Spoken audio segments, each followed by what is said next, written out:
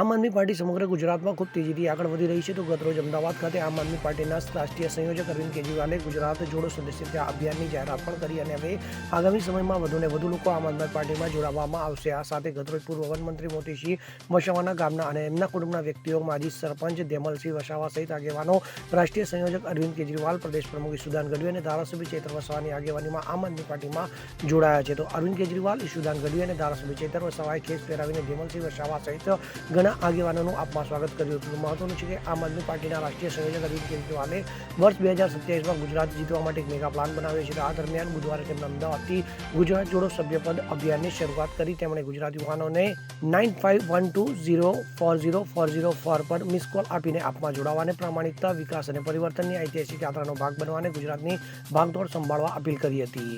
Bureau report, CN24 news. હવે જુઓ દેશ દુનિયાની તમામ ખબરો તમારી આંગળીના ટેરવે. ઉઠાવો મોબાઈલ અને ગૂગલ પ્લે સ્ટોર પરથી ડાઉનલોડ કરો અમારી CN24 ન્યૂઝ મોબાઈલ એપ.